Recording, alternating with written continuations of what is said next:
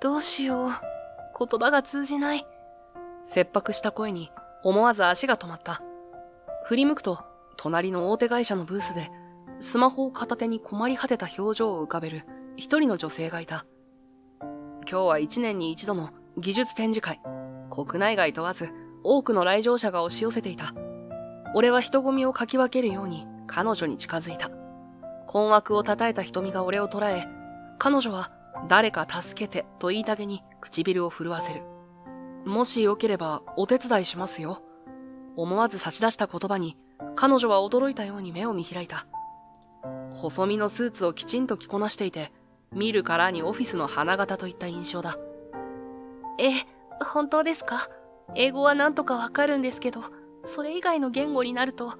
どうやら彼女を取り囲んでいるのは、英語圏以外の国々から来たバイヤーや専門家たちのようだ。まあ、多少覚えがあるので、どうぞ彼らに話しかけてみてください。俺が通訳しますよ。簡単なことなら。本当に？でもあなた。彼女は俺に疑いの眼差しを向けた。無理もない。俺はヨレヨレの古い作業服を着ていたんだから。しかし、俺が一度話し出すと、周りが驚きの声を上げる。あなた、一体何者なの？この後、俺の人生が大きな転機を迎えるなど、その時は全く想像もつかなかったのだった。俺の名前は大坂俊。下町の小さな金属加工の工場で社長として働いている。親から譲り受けた工場で、昔からの職人さんと数人でやっているような本当に小さな職場だ。ネジやナット、最近ではディスプレイパーツにも力を入れている。大手金属工業とは規模が違いすぎるのは分かっているが、父の代から独自に磨き続けてきた職人技術に、俺は絶対の自信を持っていた。大量生産でも今の時代、ある程度のいいものは作れるだろう。だが、この工場で培われた人の技術というものが上回ることも必ずあると、俺は確信を持って営業にも奔走しているのだった。俊ちゃん、どうだいこれ。新しく仕入れた樹脂がかなり良くてね。樹脂キャップをギリギリまで薄くしたが、強度はそのままだ。これはさすがですよ。強度はそのままでコンパクトにできる。コストも下がるし、早速営業先にアポ取るよ。来週の技術展示会の準備はどうですか？こっちの準備は万端だ。会場の方は任せたぜ、社長。一番古株の職人、谷さんは、俺の背中をバシッと叩き、工場へ戻っていった。技術展示会というのは、年に一度行われる国内の金属系加工会社が集まる業界の一大イベント。大手からうちのような町工場まで参加でき、己の最新技術を展示するのだ。海外からもたくさんの会社が視察に来る。つまり、ビジネスチャンスなのだ。大手が強く、なかなか市場に入り込めなくても、ここで技術に目をつけてもらえれば、一気に規模拡大も夢ではない。しかし、よりによって横のブースが、古舘ホールディングスとはな。日本最大手だぞ。展示の仕方を工夫して、絶対に足を止めさせないとな。独り言で気合を入れ、俺は時計に目をやった。そろそろ新規営業先、ステラテックへ向かう時間だった。俺は大急ぎで準備をして工場を後にした。そこは数年前に起業したばかりの若い電子機器メーカーで、主力は医療や自動車業界でも注目を集めている次世代センサーの開発。まだ名が知れ渡るほどの大企業というわけではないが、国内外の展示会でその独創的な設計思想が評判らしく、じわじわと業績を伸ばしていると聞いた。受付に到着すると、第一会議室へ通された。失礼いたします。13時からアポイントを取らせていただいております。大阪製作所の大阪なのですが。大阪さん、どうぞお入りください。中には、以前話したことのある江藤部長と、もう一人、どこかの営業らしい男性が座っていた。俺がいぶかしげな顔をしていると、部長は慌てて話し出した。連絡が間に合わなくて申し訳ない。実は、こちらの会社からも熱心に話をもらっていてね。同じ箇所の部品なら、同時にプレゼンを受けさせてもらった方が、考えもまとまるかと思って来てもらったんだ。その男性はすっと立ち、笑顔で名刺を差し出してきた。はじめまして。私、古舘ホールディングスの荒波と申します。本日はよろしくお願いいたします。男性の正体は、まさかの古舘の社員だった。しかも名刺の肩書きを見ると、なんと副社長。副社長自ら契約を取りに来るとは、勝負に出ているということだ。意図せず、大手とのプレゼン大会が始まってしまった。こうなることを知らなかったのは、かなりの痛手だった。一方荒波は、大手の余裕というか、俺の渡した名刺をちらりと見て、嫌な笑顔を浮かべたのだ。申し訳ない。大阪製作所様？いや、初耳ですね。同業種の会社はどんなに弱小でも、名前は覚えておくようにしていたのですが、ああ、最近起業されたのですね。いえ、我が社は私で2代目なんです。これを機に知っていただけたのは光栄ですね。あからさまな嫌味だったが、部長の手前、部長面をするわけにもいかなかった。俺はぐっとこらえ、笑顔で返答した。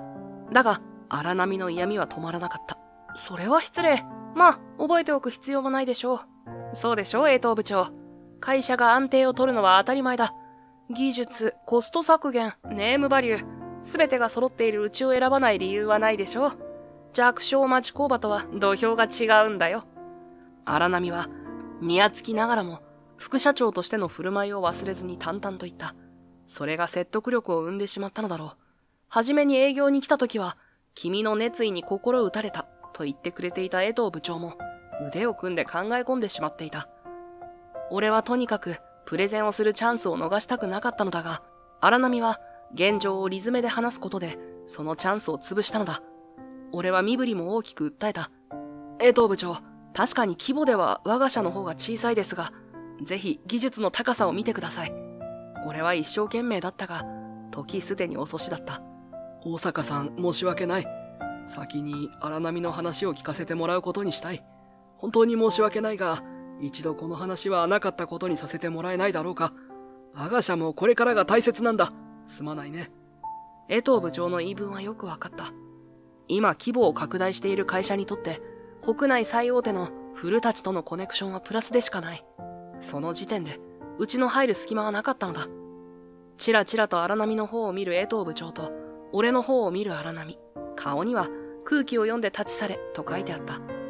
また、ご縁があれば、失礼します。営業マンらしい精一杯の言葉をひねり出し、俺は会社を後にした。営業なんて、こんなことの繰り返しだ、と言い聞かせた。あの古舘の副社長がわざわざ来たということは、やはりあの会社は当たりの会社だ、ということだ。俺の感覚は間違ってなかった。そんな慰め事を頭でぐるぐると繰り返していたが、大切なことを思い出した。展示会。まさかあいつ来ないよな。古舘ホールディングスにとって技術展示会なんて顔見せイベントみたいなもんだろう。副社長自ら来るわけないか。切り替えろ俺。今日紹介できなかったことすべてを技術展示会に注ぎ込めばいいだけだ。俺は次こそチャンスをつかもうと決意を新たにしたのだった。そして試行錯誤の準備期間を終えた2週間後、ついに技術展示会を迎えた。会場はイベントホールの象徴ともいうような大ホールだ。しかし、うちに割り当てられたスペースはかなり狭い。そのため、うちは映像で流すのみの展示となった。会場すると、ぞろぞろとスーツを着た人たちが会場入りし、あっという間にいろいろな場所で人だかりができ始めていた。一般入場もか、なのだが、やはり業界関係者が多い。俺はブースの前に立ち、笑顔で前を通る人にアピールをしていった。職人技を映した映像が目を引き、足を止めてくれる人も多少はいたが、俺が近づこうとすると、すぐに吸い寄せられるように横のブースへ行ってしまう。古舘は世界的にも有名だ。ジャパニーズブランドを背負っていると言っても過言ではない。明らかに海外から来たであろう人たちも、どんどん隣のブースへ集まってきていた。こちらのブースとの境目がわからなくなるほどだった。いくら大手とはいえ、ここまで人が一気に集まるものなのかと、俺は疑問に思い、古舘のブース側へ耳をそば立てた。古舘ホールディングスは、どうやら新規開発プロジェクトを主に展示しているらしかった。社員が何人かいるが、主に同じ女性の声での返答が聞こえてきた。あの人すごいな。声の主は真剣に人と向き合い、そして会社にも誇りを持っているように見えた。しかし、ハキハキと聞こえていた彼女の声が急に詰まり出した。俺は思わず様子を見ると、彼女は海外からの集団に囲まれていた。彼女の少し困惑した英語が聞こえてきた。Do you speak English? イタリアンランゲージ OK? どうやら相手は英語での会話は難しいようだ。彼女は他の社員に目線を送ったが、その社員は青い顔をしてふるふると首を横に振っていた。そんな時に横から別の質問が飛んできたのだ。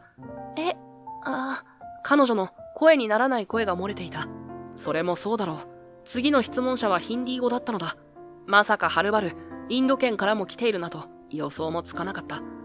彼女の助けを求める表情が見えて、気がつくと俺は人だかりをかき分け、彼女の横に立っていた。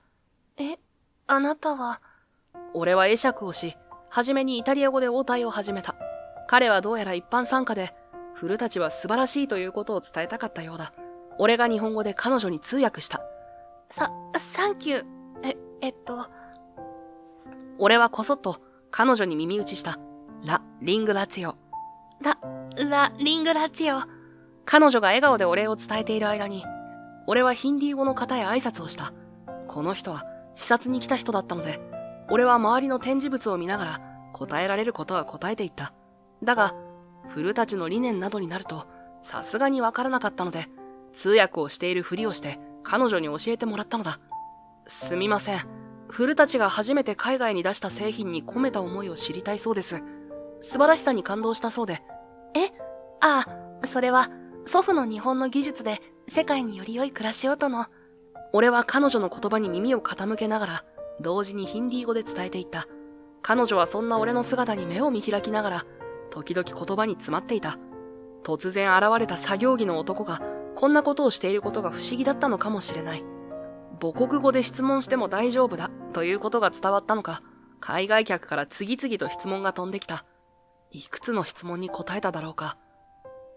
訛りの強い英語や韓国語、久々にロシア語まで使った。逆に日本語で質問された時には、一瞬頭のスイッチ切り替えに戸惑うほどだった。海外勢が満足そうに立ち去る姿を見送りながら、俺はようやく深く息を吐いた。ここまで矢継ぎ早に多言語を使用したのは久々だったからだ。そして大切なことを思い出した。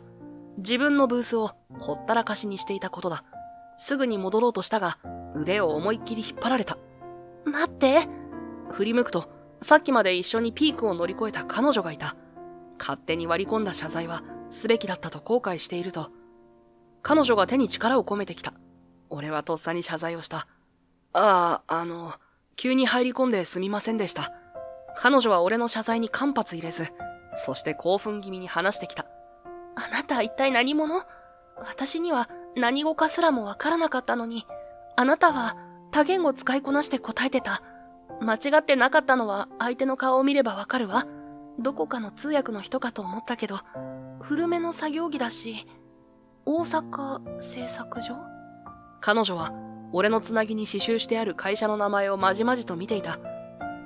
俺はぎこちなく名刺を取り出し、彼女に渡した。すみません、大阪俊と言います。隣のブースにいたので状況が見えてしまって、語学が多少できるものですから、ついお手伝いしてしまいました。ご迷惑ではなかったでしょうか。迷惑だなんてとんでもない。あれだけ多言語を使いこなせるなんて、本当に助かったわ。いえ、俺はただ、海外の友人たちと話すうちに自然と覚えただけなんです。むしろ彼らのおかげですよ。そう言いながら彼女が困っていないか確認していると、彼女は小さく微笑んでそっと手を離し、スーツのポケットから名刺を差し出してきた。ご挨拶が遅れてごめんなさい。私は古舘ホールディングスの社長秘書をしております。古舘愛と申します。本当にありがとう、大阪さん。古舘さんは先ほどよりも和やかな顔でこちらを向いていた。俺は彼女の名字に少し引っかかりながら名刺を受け取った。珍しいとまではいかないかもしれないが、会社と同じ名字で社長秘書というのは偶然ではない気がした。俺の思考を察したかのように古舘さんは話し出した。それはこんなところでするわけはないとんでもない提案だった。大阪さんのお察しの通り、私の父は弊社の社長です。やっぱりそうだったんですね。はい。そして大阪さん、あなたの人柄と能力、私は存分に体感しました。どうでしょうか？我が社の特別顧問としてお迎えしたいのですが。顧問？もちろん、そちらの会社に負担がいかないように配慮はしますし、こちらの社長は私が説得します。我が社の海外事業をより強くするために、業界のことが分かっていて、なおかつ海外にも強い大阪さんに、ぜひともお力をお借りしたいんです。古舘さんはそう言うと、頭をぐっと下げた。俺は慌ててしまい、彼女の頭を上げてもらった。古舘さんは少し下を向いていたが、ふと、うちのブースの谷さんの映像に目をやった。職人としての技術を磨き続ける。どれだけ時代が流れても、私たちは忘れてはいけないことだわ。私は、大阪さんと仕事がしたいです。再び、彼女は頭を下げた。社長令嬢だと分かったとき、頭にはまた、あの荒波が浮かんだのだが、古舘さんは全く違うようだった。こんな小さな工場の人間に頭を下げて、力を貸してほしいと言っているのだ。何より、俺と古舘さんは、大切にしていることが同じだということに、歓喜に近い思いを感じていた。俺は、社員と話をしてから、ということで、話は保留させてもらい、俺たちはそれぞれのブースへ戻った。3日後、俺は古舘ホールディングスに来ていた。工場のみんなに顧問の件を相談したところ、いいチャンスだから行ってこいと背中を押してくれた。こうして俺は今、特別顧問としての初日を迎えることとなった。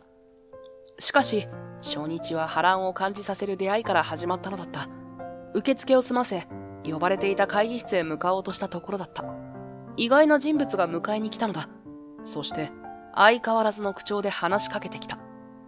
まさかこんな再会があるとはね。世間知らずのお嬢様に振り回されるよね、お互いに。無能の自分を助けた恩人を放っておけなかったってところかな。これで同じ土俵だなんて考えないことだ。潰れかけ社長の大阪くん。迎えに来たのは荒波だった。迎えというより、俺に嫌味を言いたかっただけかもしれない。彼は言うだけ言って、さっさとエレベーターの方へ向かっていった。俺は静かに深呼吸をし、彼の後をついていった。会議室の中には、古舘さんと数人の役員がいた。荒波は何も言わず、つかつかと古舘さんの横の椅子へ座ってしまった。大阪さん、話を受けてくださって本当にありがとうございます。皆さん、改めて紹介します。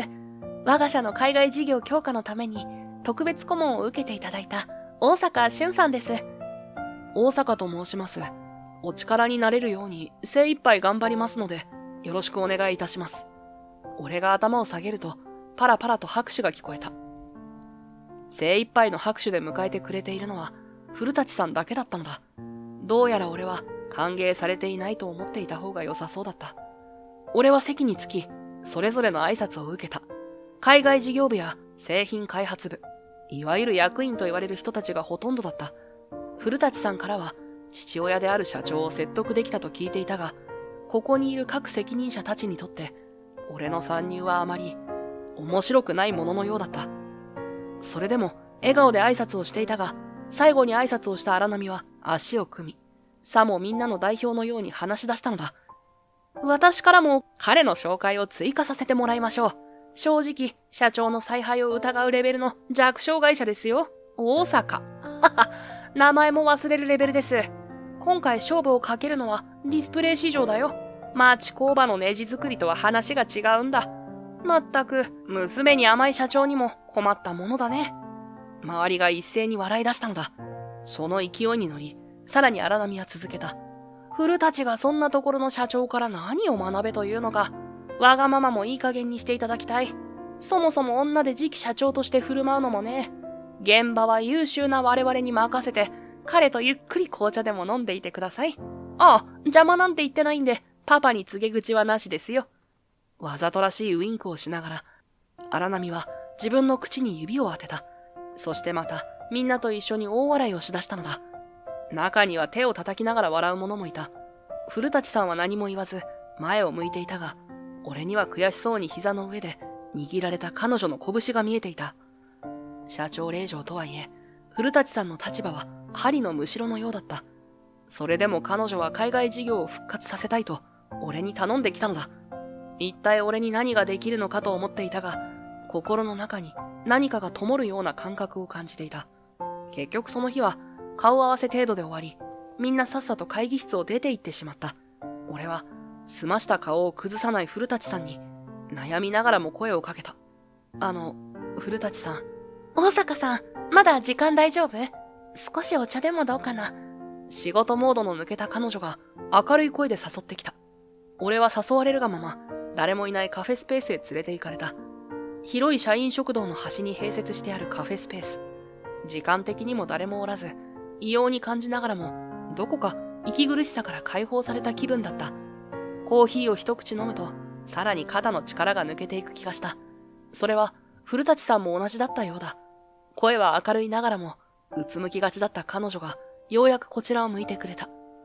大坂さん、ごめんね。会議あんな調子なの。私のせいなんだけどね。そんな、古舘さんのせいではないでしょ。俺は、申し訳ないですが、悪意を感じました。俺の言葉に、古舘さんはふっと笑うと、窓の外を見た。確かに、私は一通りの部署を回って、今は社長付きの秘書をやってるわ。一人娘だから次期社長として。それが面白くない人がいる人もわかってる。でもそれに負けたくなかったの。特に海外事業に関しては、今の古舘の海外事業はかなり劣勢なの。ブランド名だけでなんとかって感じで。もしかして、古舘さんが海外事業を復活させたいのって、技術展示会の時言ってた。覚えててくれたんだ。そう。祖父の思いを消したくないの。日本の技術で世界により良い暮らしをしてもらいたい。赤字になってないんだからいいだろうって、おざなりになってた事業への手こ入れには勇気がいるわ。私には味方もいなかったし。そう言うと、彼女は窓の外から目線を俺に変えた。でも、大坂さんに出会えた。できるかもしれないって思えたの。私のわがままに大阪製作所の皆さんが OK してくれたって聞いたときは、思わず泣いちゃったわ。今日の感じで大変さは伝わったと思う。でも、一緒に今の体制を変えていってくれるかしら。古舘さんはそっと俺の手を取った。その手は少し震えていて、俺の返答を怖がっているように感じた。俺はぐっと彼女の手の震えを止めるかのように握り返した。これでも筋は通す男なんです。やると決めたらやりますよ。古舘さんは小さくありがとうと言いながらさらに手を握ってくれた。顔を上げた時のその笑顔は外の光のせいだろうか。とても輝かしく俺には見えたのだった。こうして俺の自分の工場と古舘を行き来する新たな生活が始まった。工場の方は精巧な職人技術をアピールした営業活動、そして古舘の方は海外戦略会議への参加などだ。古舘の海外事業はほぼ委託だったこともあり、海外の友人たちからいつも情勢を聞いていた俺の情報が役に立ったのだ。それはいつか大阪製作所の製品を海外へとの思いからだった。先に古舘のために使うことになってしまったが、それでもよかった。この件を成功させ、自社に活かせばいいからだ。俺は全力で挑んだが、会議では相変わらず針のむしろ状態だ。今回、海外市場へ送り込む予定の新製品は、古舘が独自に開発中の軽量ディスプレイだ。名刺サイズほどに小さく折りたためるという画期的な設計で、タブレットやスマートグラスと連動する拡張画面として使うことを想定しているらしい。その特許技術とやらが驚くほど優れているらしく、すでに試作段階で海外の一部企業から問い合わせが押し寄せているという。だが、俺はあくまで他社の人間という扱いのため、細かい構造や特許申請内容までは教えてもらえない。だが、古舘さんの奮闘する姿に、俺はいつも目を覚まされる気持ちだった。俺は自分のできることすべてでサポートしていこうと毎回思えるのだ。そして、海外事業の見直しと改革案は少しずつだが役員たちの心を動かし始めているように俺は感じていた。会議の小休憩。古舘さんと俺は休憩スペースで話をしていた。大坂さん、やっぱり支社を作って密に連携を取るべきよね。そうですね。新製品を送り出すなら今回は万全に行きましょう。日本と同じで各国も販売ルートはどんどん変わっていきます。古舘の新技術が世界中に発表されるなんてワクワクしますね。俺のふと言ってしまった言葉に古舘さんは驚いた顔をしたが、途端に笑顔を向けた。大坂さん、本当にありがとう。自分の会社じゃないのにここまで一緒に考えてくれて、どこかで申し訳なさを感じてたの。大坂さんは同業者なわけだし。古舘さん、そんな。でも吹っ切れたわ。力を借りるなら絶対に成功させる。最後までお世話になります。古舘さんは可愛らしくお辞儀をした。俺は茶目っ気のあるそのお辞儀に笑いながらお辞儀を返した。こちらこそです。課題はまだまだあるが、古舘さんと笑い合っていると成功する未来が見える気がしたのだった。だが、休憩時間が終わった会議室には、今までの話し合いをすべて覆すような事態が待っていたのだ。会議室の扉を開けると、談笑していた役員たちはふっと話すのをやめ、下を向いたり、視線をそらしたりしてきた。いつものことだが、いつもとは何か違う感じがした。それは古舘さんも感じたようだ。何かありましたか？あら？荒波副社長はまだ戻ってきてな。すみません。遅れてしまいましたか。音もなく、後ろから荒波が現れた。そして、ドア前にまだいる俺たちを立ち割るように中へ入り、席に着いた。いつもは話を聞く気がなく、馬鹿にしたような表情をしている人だが、彼もまたさっきまでと違う、何か含みのあるような、にやけ顔をしていたのだ。違和感の中、俺たちも席に着き、古舘さんが会議を再開しようとした、その時だった。荒波がすっと手を挙げたのだ。ああ、リーダー、少しよろしいでしょうか。荒波副社長？何でしょうか。荒波は会議室全体をぐるっと見渡した後、ゆっくりと立ち上がった。そして、前置きもなく、とんでもないことを言い放ったのだ。私、本日付で退職しますので。え？聞き間違いかと思ったが、端的すぎて聞き間違いようがなかった。会社を退職すると彼は言ったのだ。俺は周りの役員を見回したが、相変わらず下を向いていた。ちょっと待ってください。退職？私は何も聞いていないわ。本当に申し訳ないと思っています。出張中の社長には、荒波がそれは泣いて謝っていたと伝えておいてください。何事もタイミングが重要ですから、準備が整ったのなら行動は早くないと。タイミング、準備が整う。副社長にありながら突然の退職宣言にも驚いたが、俺は荒波の言葉の端々が引っかかっていた。荒波。ああ、大坂くんとももう会うことはないね。お疲れ様。最後に質問を。準備が整ったとは何のことですか？会議室を出ようとしていた荒波は足を止めた。そして、俺の睨みつける視線を嘲笑うかのように、いつも以上の見下した顔で言ったのだ。ここまで古舘のために働いて、お嬢様の下にもついてやったんだ。辞めるときに土産もないなんておかしいだろう。その準備が整ったというわけだよ。はは、お嬢様と違って、大坂くんは勘がいいようだ。こんな会議、初めから意味なかったんだよ。まさか。新製品の特許権者は俺だよ。我慢しきれなかったように荒波は笑い出した。古舘さんはガタンと椅子に座り込んでしまった。口を押さえながら荒波へ言葉を絞り出した。それじゃあ、うちでは作れないってことじゃない。なんで、どうしてこんな裏切りを。荒波、もう終わりですね、お嬢様。顔を真っ青にしている古舘さんを、笑うのをやめた荒波は冷めた目で見下していた。そして、彼女の問いに答えることもなく、会議室を出て行ったのだった。役員たちもぞろぞろと出て行き、あっという間に会議室には、俺と古舘さん、二人っきりになっていた。突然のことに、古舘さんは机に突っ伏したままになっていた。俺もまだ心臓がドクドクいっていたが、俺まで下を向くわけにはいかなかった。俺はそっと会議室を出て、コーヒーを買いに行った。その間に、現状を整理したかったのだ。特許の件まで知っていたかはわからないが、おそらく荒波は他の役員たちにこの企画は頓挫するとあらかじめ伝えていたのだろう。非協力的だったこともそれで頷ける。そしてその中で特許の件を裏で進めていたのだ。副社長なら多少無理のある言い分でも通すことができたのだろう。そして社長がいない隙に全てを持ち去ったのだ。缶コーヒーを2本買い、俺は会議室へ戻った。あ、大坂さん。古舘さん、コーヒー買ってきましたよ。目の前に差し出されたコーヒーを、古舘さんは少しうなずきつつ受け取った。ごくっと飲むと深く息を吐いていた。俺も缶を開け、コーヒーを喉に流した。軽い苦味が口を満たしたことに、俺は安心した。味を感じられるということは、気持ちが冷静だということだからだ。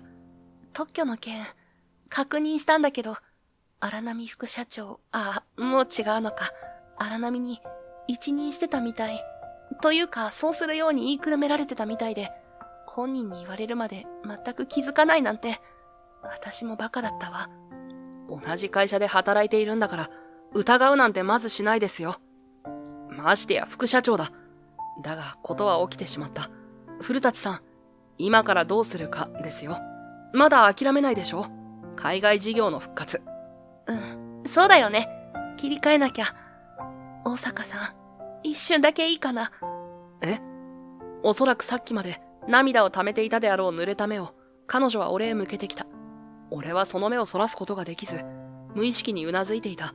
すると、彼女の片手が俺の手を握ってきた。こんな状況にもかかわらず、優しく添えられた手に思わずドキッとしてしまった。古舘さん。俺が名前を呼んだその時だった。添えられていただけだった手が痛いほどに握られたのだ。が驚きのまま彼女を見ると、コーヒーを一気飲みし、そして天井を仰ぎながら思いっきり叫んだのだ。絶対負けないから！荒波のバカ野郎！ポカンとしている俺を吹っ切れた顔で古舘さんは覗き込んできた。よし、スイッチ切り替えた。大坂さん、もう少し力を貸してくれる？私、まだ諦めないわ。それはもちろんですが、その手を、俺の手はまだがっちりと握られたままだったのだ。古舘さんはごめんなさいとすぐに手を離して赤くなった部分を撫でていた。その行動もまた俺にとっては恥ずかしく、顔が赤くなっていることを知られないように開いている手で顔を押さえた。とにかく古舘さんの気持ちが立ち直ってくれてよかった。気持ちを落ち着け、俺はさっき考えていた案を彼女に話すことにした。もう一度一から作りませんか？今までの会議と資料などで改善点は分かっています。特許に触れない部分で新しいものを作りましょう。大阪製作所の技術を使って。俺は改めて一から説明を始めた。今回、古舘から出す予定だったディスプレイですが、社として特許を取っていると思っていたので、俺は製品に関しては関わっていませんでした。でも、一から考え直すなら話は別です。それに、会議の中で気になっていた部分はまだ残ってます。できますよ、必ず。いいんですか？製作所の方々の気持ちは。俺は胸をドンと叩き、彼女に宣言した。これでも社長ですからね。というのは言い過ぎですが、うちにとってもいいことなんです。いつかは海外へ、との思いで常に情勢は見ていましたが、活路を開くにはなかなか厳しかった。これは世界にうちの技術を広められるきっかけになる。古舘は海外事業を復活させる。はは、荒波のおかげで気合入りまくりますよ。大坂さん。いえ、大阪製作所様。一緒によろしくお願いします。俺たちは改めて固く握手をした。俺は古舘の特別顧問から共同開発相手として古舘さんと共にここから進むことになったのだった。ここからはまた会社全部を挙げての怒涛の日々が始まった。会社のみんなは俺の確信通り気合十分にこの話を了承してくれた。ディスプレイ市場は数年前から目をつけていたこともあり、職人のみんなとも常に話し合っていた。今やテレビ、パソコンだけでなく、ゲーム用など市場は広がっているからだ。その分スペックの張り合いになっている。その牙城をいかに崩すかだった。今日は古舘さんが大阪製作所へ来ていた。共同開発が始まってから、時間を見つけてはうちで話し合いをするようになっていた。はいよ、茶です。どうぞ。愛ちゃんには紅茶にしたからよ。うちの神さんのおすすめだ。ありがとうございます。谷さん、いい香り。谷さん、仕事相手を愛ちゃん呼びは勘弁してくださいよ、もう。大坂さんも愛ちゃんって呼んでいいんですよ。呼ばないですよ。さ、仕事の話しましょう。俺は心臓を無理やり落ち着かせ、パソコンを立ち上げた。どうも、最近古舘さんと話すとき、毎回鼓動をコントロールするところから始まっている気がする。こんな応接間とも言えない事務所でも何も言わず美味しそうに紅茶を飲む古舘さんは、俺にとって今までに出会ったことのない人だったからだろう。初めてうちに来た時も職人の技術に圧倒されたと興奮したようで、その日は仕事の話にならなかったほどだ。社長令嬢なのに純粋にこの業界に身を置いている彼女は、俺にはやはり輝いて見えていたのだ。大坂さん？すみません。やはり一から新モデルを作るにはかなり時間がかかります。既存のものをモデルチェンジする方がいいですね。今回はディスプレイの販売なので国も選びましょう。そこで販売ルートは俺が組み立てます。で、現在の市場マーケティング結果から分析してどの部分に特化した製品にするかですが、俺は極力専門用語を避け、二人で理解を深めながら話を進めていった。工場のみんなには考えを伝え、試作を続けてもらっている。あの会議室で共同開発を決めた日、古舘さんに俺は確認していたことがあった。古舘さん、開発部門や海外事業関係の人にも入ってもらって話し合うようにしますか？会社として進めることなのだから、俺はそれがいいだろうと思い、一応確認したのだ。だが、古舘さんの答えはノーだった。大阪製作所さんとの話は、すべて私がやります。各部門との橋渡しも私がやります。大阪さんももう知っての通り、海外事業に乗り気でないのはあの役員たちだけではないんです。社の風潮としてそうなってしまっている。こちらのことは私に任せてください。ここで踏ん張れないと、私はお嬢様のままだわ。俺は彼女の決意を受け取った。だからこそ、反対派に負けないように理解を深められるように進めることにした。だがゆっくりもしていられない。問題は荒波だ。特許を持ったまま何もしないとは思えなかったのだ。4ヶ月が経った。毎日が早すぎたが、濃い日々だった。完成したディスプレイは、古舘と大阪の最新技術が詰め込まれており、特にゲームに特化したものとなっている。あの古舘がゲームディスプレイに参入というのは、業界で大きなニュースとなった。最大の特徴は、高リフレッシュレートと低遅延技術により、激しいアクションシーンでも映像がブレずクリアに見えること。そして、古舘お得意の高精度パーツや冷却設計によって、長時間プレイでも熱暴走や画質劣化が起きにくい。さらに、軽量化と安定性を両立するための独自構造が取り入れられ、場所を選ばずに据え置き、持ち運び、どちらでも扱いやすいのも大きな魅力だ。古舘さんの熱意が伝わり、古舘で新たに開発された基盤、そして大阪の職人の技術で実現した徹底的な軽量化と安定性。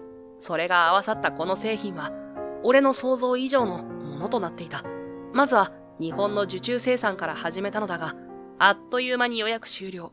実際、製品発売後もかなりの高評価がつき、国内での成功は確実と言ってよかった。そして、いよいよ海外での販売となった。すでに日本での話題は海外へも広がっており、こちらも予約待ちが出るほどになっていた。現時点で一番の使いやすさや、プロアマ選ばず使える優れものなどの口コミが広がる中、俺たちが一番嬉しかったのは、さすがは日本の古舘製という評価が多かったことだ。海外で下火になっていた古舘というブランドが復活した瞬間だった。仕事が落ち着いたある日、俺と古舘さんは簡単な打ち上げをうちの事務所で開くことにした。と言っても、忙しい日々の合間なので、いつも通りのお茶に近くで買ってきたケーキを用意しただけだった。美味しい。本当に美味しい。ゆっくりご飯食べる時間もなかったからかな。甘いケーキがとっても美味しいです。ありがとう、大阪さん。いやいや、大げさですよ。古舘さんも本当にお疲れ様でした。あなたの頑張りが古舘のみんなを動かしたんだから。違いますよ。大阪製作所の皆さんがいてくれたから頑張れたんです。いやでも、孤軍奮闘した古舘さんがやっぱりすごいんだよ。終わりのない褒め合いの応酬に、俺たちは思わず吹き出してしまった。それでもやっぱり、大阪さんに出会えたから頑張れたんです。それは絶対です。俺は何も言えず、ただ口角を上げて、彼女の方を見るしかできなかった。すると古舘さんは、両手を祈るような形で組みながら、何か言いたそうにもじもじしだしたのだ。チラチラと俺の方を見たり、やめたりしてくる。古舘さん？どうかした？大阪さん。はい。古舘さんはガタッと立ち上がり、向き合って座っていた俺の方まで、だだっと駆け寄ってきた。今度、一緒にご飯行きませんか？慰労会的な感じです。どうですか？いいですね。一段落ついたことだし、たまには雰囲気の違う場所で会いましょうか。古舘さんは、やったーと両手を上げ、席へ戻りケーキを食べ出した。俺の言動は、いつも通りに見えていただろうか。実は俺から声をかけようかと思っていた。しかしどうも踏ん切りがつかず、ケーキの味もよくわからなくなっていた。そこに彼女の方からお誘いを受けたものだから、平静を保つのに一生懸命だったのだった。製品が完成した以上、今後、古舘さんと会うことはぐっと減るだろう。その前に、ゆっくり彼女と過ごしたいと、つい思ってしまったのだ。結果としてはその通りになったのだが、鼓動は止まらず、結局、ケーキの味はさらによくわからなくなってしまった。約束した週末は、あっという間に来てしまった。体感的には、あの4ヶ月より気持ちがバタついていたかもしれない。仕事が終わり、俺は久々に出したジャケットを羽織り、待ち合わせのホテルへ向かった。古舘さんの予約してくれたレストランは、高級ホテルの最上階だった。入り口まで着いた時、タクシーで来た古舘さんとちょうど合流することができた。あ、大坂さん、ジャケットだ。お似合いですね。古舘さんもお似合いですよ。いつものスーツ姿とのギャップに、つい見とれてしまったのだ。上品な白のワンピースにファーの肩掛け、そして下ろした髪が夜の風に吹かれていた。照れたように笑う彼女を、俺はホテルの中へエスコートした。予約時間まで少しあったので、ラウンジで待とうということになった。心地よい緊張感の中で、俺は浮ついていたのかもしれない。しかし、俺の思い描いていたような幸せな時間は、そこには待っていなかった。おや、お二人ともお久しぶりですね。ドレスアップまでして早すぎる祝勝会ですか？お嬢様らしい格好でいいじゃないですか？ずっとそのままでいたらどうですか？似合わないスーツなんて着て、会社にちょっかいなんてかけずにね。後ろにいると思っていた古舘さんの気配がなくなり、後ろを振り返ると、端のソファーへ向かって立ちすくんでいた。駆け寄る時に聞こえてきた、あの人を見下した喋り方。二度と会うことはないと言っていたその声の正体は、紛れもなく荒波だった。髪型とスーツは少々派手になった気はしたが、相変わらずの口調で古舘さんを攻撃してきた。俺はすぐに間に入った。お久しぶりですね、荒波。てっきり手に入れた特許ですぐに動き始めるんだと思ってましたよ。大坂くん、ジャケットなんて持っていたんだね。君には作業着がお似合いなのに、それともレンタルかい？落ち目の古舘と潰れかけの町工場にここは似合わないだろう。少しの成功で調子に乗ってこんなことしてると後が惨めだよ。荒波は相変わらず人をバカにしながらのらりくらりと話をずらしてくる。あの日にも教えてやっただろ。タイミングが大切だと。準備は慎重に。そしてここぞというタイミングで行動する。それが一番ダメージを与えることができる。基本なんだよ。俺は眉をしかめた。やはり荒波の物言いは何か引っかかる。タイミングとは、前の時は海外事業復活のためのチームが動き出した時に退職したこと。今回は古舘が新商品を出した今ということになる。ならば、ダメージを与えたいというのは古舘自体にということだろうか。俺が思考を巡らしている時だった。荒波が突然立ち上がり、素晴らしい笑顔でエントランスの方へ向かったのだ。俺と古舘さんは立ったままその方向を見つめていた。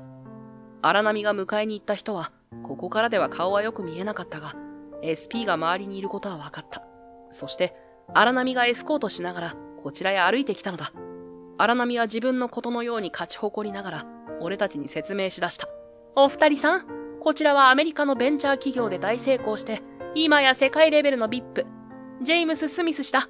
驚いて声も出ないようですよ。スミス氏と契約できれば、彼が持つ莫大な投資資金と世界規模の販売ルートを丸ごと手に入れられる。そうなれば、新技術の研究開発だって思いのまま、巨大な宣伝網で市場を席巻し、シェアは独占状態。あなた方がせっかく作ったブランドイメージなんて一瞬でかき消してやれますよ。何せ世界中の企業が欲しがる相手と手を組むんですからね。荒波は鼻先で笑い、俺たちの方に鋭い視線を投げかける。古舘さんが一瞬身構えるのが分かった。お前たちのような小さい会社なんてもう相手にする必要はない。潰すのも簡単。踏み潰して二度と立ち上がれないようにしてやる。私が本物の成功者になる。その瞬間を指をくわえて見ているんだな。はは。軽く肩をすくめ、嘲笑する荒波。空気がピリリと張り詰めたまま、誰もが一言も発せずにいた時だった。その時。シューン、久しぶりだね。こんな形で会うとは思わなかったよ。低く、どこか懐かしさを含んだ響きがラウンジに広がる。俺は驚きのあまり、言葉を失いながらも、ゆっくりと彼の顔を見上げた。ジミー。そこでようやく、相手が学生時代を共に過ごした仲間だという現実に気づかされる。SP に囲まれたままのジェームス・スミスは、かすかな笑みを浮かべて俺を見つめていた。俺とビップとの会話に荒波は固まってしまった。古舘さんも目の前の光景が理解できないといった様子だ。沈黙の中、口火を切ったのはジミーだった。彼は流暢な日本語で荒波と古舘さんへ話しかけた。私と俊は大学のフレンドだったんだ。そして一緒に会社を作ろうって誓い合った。世界トップの会社にしようと思ってね。でも結局、俊は途中で離れていったんだ。それからは私一人で今の会社を築いたんだよ。そう言うと、スミスは思い出を振り返るように目を細める。その話を聞きながら、隣に立っていた古舘さんが驚きの声を上げた。大学のお友達って。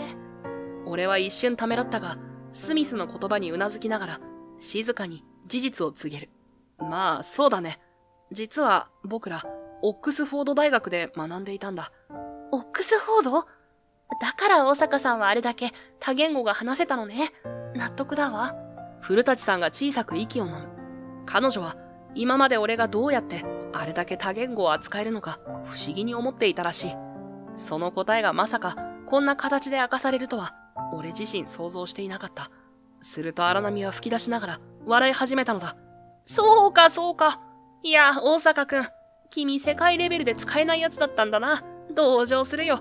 いい大学を出ているから自分の無能さを認められなかったんだろう。作った会社にも友人というだけで置いてもらうことが恥になったんだろ。だから日本に帰ってきた。だいたい多言語話せるのが何なんだ？英語で十分だろ。困ったら翻訳アプリを使えばいい。手軽で無駄な金もかからない。いや、自分の勘を尊敬してしまうよ。初めて会った日、君は底辺の人間だと切り捨てさせた。私は間違ってなかったんだ。何を言っているんだ君、俊の素晴らしさを知らないのか？訂正したまえ。笑いながら大演説をした荒波を止めたのは、なんとジミーだった。ジミーは俺の方へ歩み寄ると、力強く握手をした。そして、荒波へ向けて、怒りと悲しみの混じった声で、切々と話し始めた。俊が日本へ帰ったのは、私のせいなんだ。私たちの会社は初めは順調だったのだ。私以上に言語を使える俊がたくさんの道を開いてくれた。だが、徐々にずれてきてしまったのだ。私は俊のやり方に不満を持つようになってしまった。握手する手を離したジミーは、悲しそうな顔をしながら、話を聞いている古舘さんに眉を下げたまま自重的に笑った。俊の仕事は金にならなかったんだ。私は言ったよ。世界トップになるなら金にならない仕事はするなと。でも俊は譲らなかった。困っている人を助けることができるのに、高額だから無理になってしまったら意味がないとね。私たちは平行線だった。そして会社の投資者たちは私側の人間だった。私が集めたのだからそうなる。一気に話をしているからだろうか。それとも、お互いにあの頃のことを思い出しているからだろうか。俺とジミーは同じタイミングで足元に目線を落とした。俊の理想と私や出資者の利益優先。勝ったのは利益優先だった。採算の取れないと判断した事業は全て切り捨てた。俊は数日姿を消したよ。私は苛立ちをぶつけるように彼を解雇した。俊が帰ってきた時、自分の場所がなくなっていることに気がつくと、黙々と荷物を片付け始めたよ。ジミーは上を見上げながら、あの日の再現のように語り始めた。俊、考え直せばまだここにいられるんだぞ。事業は資金がなければどうしようもない。金を稼がなければ意味がないんだ。ジミー、わかってるさ。それでも俺は会社を作るとき、助けを必要としている人のために動きたいと思っていたんだ。そういう世界のトップになりたかった。この初心は忘れたくない。君の成功を祈っているよ。今までありがとう。ジミーはそこまで話すと、ハンカチで顔を軽く拭いた。俺は改めて彼の手を取った。俺も頑固だった。きっと俺たちはもっと話し合うべきだったんだ。俺も実家の工場へ戻ったけど、何が正しかったのかわからなくなっていたんだ。かっこいいこと言って去ったはずなのにな。でも今は違う。数年ぶりに帰った工場は昔と変わりなく、職人が少しでもいいものをと切磋琢磨していた。使う人のために手間を惜しまない。そんなかっこいい親父たちが俺を救ってくれたんだ。ジミー、成功してよかった。今日会えて本当によかった。自然と頬を何かが伝うのを感じていた。それはジミーも同じだった。彼は思いっきりハグをしてきたのだ。会社を立ち上げようと決めたあの時も、世界トップになろうと言いながら思いっきりハグされたものだ。少し大きくなった彼の背中を俺はポンポンと叩いた。シュン、私もまた会えて嬉しい。今の私があるのはシュンのおかげなんだ。金だけを追いかけていた私は行き詰まってしまった。資金繰りに奔走する日々だった。そんな時、手を差し伸べてくれたのはみんな、もともとシュンの事業のパートナーだった人たちだ。ようやく私も考えを改められたんだ。あの時辞めてしまった事業も引き継がせてもらっているよ。そうなのか？ありがとう、ジミー。ハグをやめ、ジミーは何度もうなずいた。そして、驚きの言葉を発したのだ。シュン、もう一度一緒に仕事をしないか？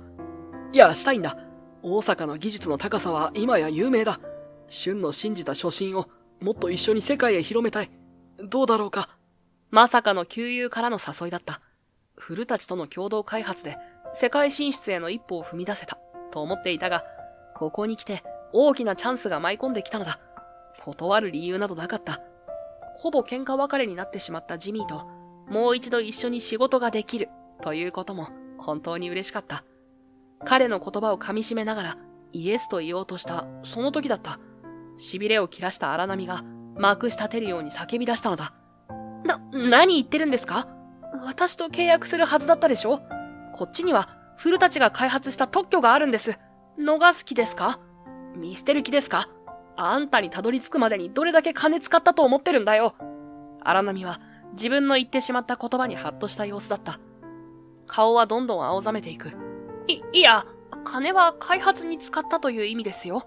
とにかく、大坂くんとスミス氏の関係性は分かりましたよ。でもね、あなたのような方が、潰れかけ工場と組むなんて恥なんですよ。得になるのは、金になるのは私の方なんだ。考え直してくださいよ。じゃないと俺は破滅だろうが。もう文脈も何もない。一生懸命な感情を彼はぶつけていた。髪も乱れ、今にもジミーにしがみつきそうな勢いだったので、とっさに SP たちが割って入った。なんだよお前ら、俺に触るな。俺を誰だと思ってる？失礼だろ、バカ野郎どもが。ミスター荒波。SP に守られながら、ジミーはすくっと荒波の前へ立った。君はおそらく優秀な人なのだろう。今日日本に来られてよかったよ。君のような人間と共に仕事をするなど、私の品位を落とすだけだ。人に対しての態度を改めるのだね。取引は中止だ。中止と言い切ったジミーの顔を見ながら、荒波はガクッと座り込んでしまった。そして、ガンガンと床を叩き出したのだ。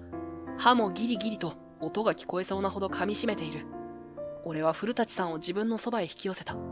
それほど彼の今の状態は誰かに飛びかかってもおかしくないほどだったからだ。その瞬間、隠れていた彼の目がギロリと古舘さんを見たのだ。俺はとっさに彼女の壁となり抱きしめた。全部お前のせいだ。全部。後ろがどうなっているのかわからなかった。だが俺は振り返らず、とにかく彼女を守った。どれだけ時間が経ったかもわからなかった。シュン。ジミーが声をかけてくれ、俺はようやく振り返った。そこにあった光景は、ホテル側が呼んだであろう警察に、荒波が連れて行かれるところだった。ふと、彼と目が合った気がしたが、気のせいだったかもしれない。古舘さんは顔を少しだけ上げ、荒波を見つめていたのだった。あの日から2ヶ月後、俺はいつものように大阪製作所へ出勤していた。コーヒーを飲みながら仕事の進捗具合を確認するのが最近の日課だ。この2ヶ月で大阪製作所も変わった。新しい職人見習いが入ったことで、ベテランたちの指導が工場には飛び交っている。古舘と共同開発したディスプレイの大反響により、うちの名前もジャパニーズブランドとして認知されるようになったのだ。それもあり、職人希望の若者が増えたのだった。厳しいが、たまにおやつを買ってきてあげるおじさんたちを見ていると、きっと孫のような存在なのだろう。工場を広げる準備も着々と進んでいる。いつか新しい彼らがうちを引っ張っていってくれるだろう。古舘とは新たに契約を結び、ディスプレイ制作をこのまま共にしていくこととなった。本格的にこの市場に腰入れすることが決定したからだ。あの会議の時は非協力的だった役員たちも前向きに検討するようになった結果だ。古舘さんの会社を変えたいという思いが実を結んだのだ。彼女は次期社長として邁進している。そしてジミーの会社とも提携を結ぶこととなった。海外での古舘の委託業務を任せることとなったのだ。彼ほど信頼できる人はいないだろう。いつか大阪製作所単体でも一緒に仕事ができるよう話し合いを重ねているところだ。荒波だが、数日交流されたが、迷惑行為のみということで釈放となった。今は遠い海外の工場にいるらしい。俺がなぜここまで知っているかというと、荒波が日本を立つ前、俺宛てに手紙が届いたからだ。俺のすべてを狂わせた大阪くんへ。わざわざ手紙を書いたのは、読んだ後すべて捨て去ってほしいからだ。いいね。エリートとして大手会社に入り、使えるものはすべて使い副社長になった。古舘が今まで世襲だとは分かっていた。だから古舘を選んだ。一人娘しかいない上に、過去にすがりついているような会社だ。俺ならうまくやれる。社長になれる。強引と言われようが、すべて順調だったんだ。だがお嬢様はしぶとかったよ。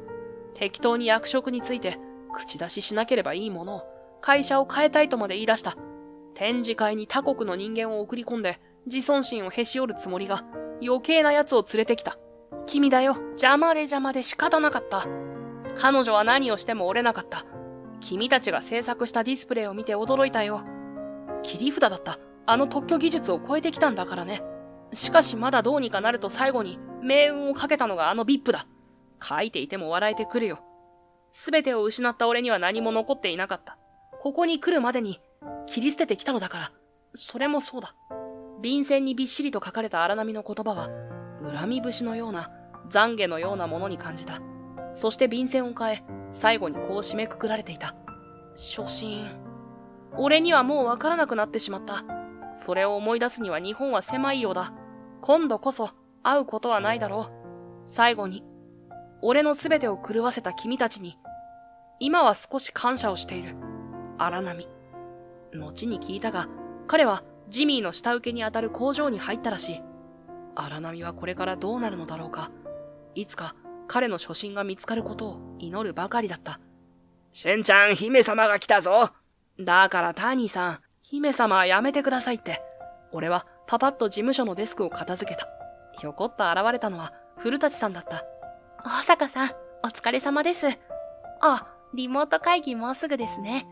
古舘さん、会社から参加すればいいのに、こっちに来たらリモートの意味がないような。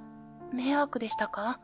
俺が断れないと分かっているのに、顔を覗き込みながら彼女が聞いてきた。いえ。よし、準備しましょう。彼女は鼻歌を歌いながらパソコンの準備をしだした。ちょっと待って。古舘さんのパソコンは？それこそ意味なくないですか？ほら、パソコンここに置いて、こうやって座れば。大丈夫。全く大丈夫ではなかった。いくらなんでも距離が近すぎて会議どころではない。相手がジミーだとはいえ、さすがに集中できない。俺はもう一つパソコンを持ってくるために立ち上がろうとした。その時だった。彼女にクイッと服を引っ張られ、椅子に戻されてしまった。古舘さん？シュンと愛で行きましょうよ。ジミーさんとは仲良しですし、これからは海外とのやりとりも増えるだろうし。まあ、一理あるかな。ありますよ。距離が近くなった気がするもの。どんどん彼女のペースに飲まれていく。俺は荒波に断言したい気持ちになった。古舘愛という女性にかなう人はきっといないのだ。もう負けてもいいと思ってしまうほど魅力的な人なのだ。愛さん、今度ディナーに行きませんか？前は結局行けなかったし。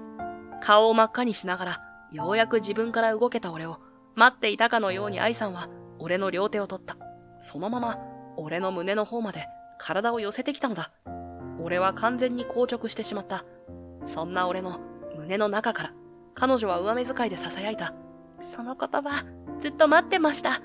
頬をピンク色に染めながら見つめてくる彼女を、俺は繋がれている手を離し抱きしめようとした。そっと目をつむる愛さんに、俺はもう周りが見えなくなっていたのだ。おお、そろそろストップ。どうせならディナーではなく、ハネムーンも兼ねて家へ来ないかい？ジミー。ジミーさん。どこから見られていたのだろうか。ジミーはにやけながら猫を撫でていた。どうやら今日も仕事の話はできそうになかった。画面越しの友人に一生懸命に言い訳をする俺。それを笑いながら見ている彼女。事務所のドアから覗いていた仲間たち。こんな恵まれた環境の中、予想できないことばかりの俺の人生はまだ始まったばかりだ。向上心を持てと言われることはよくある。しかし、向上心とはどこから湧くのか。おそらくそれは自分の描いた夢からの逆算。そして描いた夢とは始めた頃の自分の気持ち。きっと向上心を持ち続けられる人は初心を忘れない人なのだろう。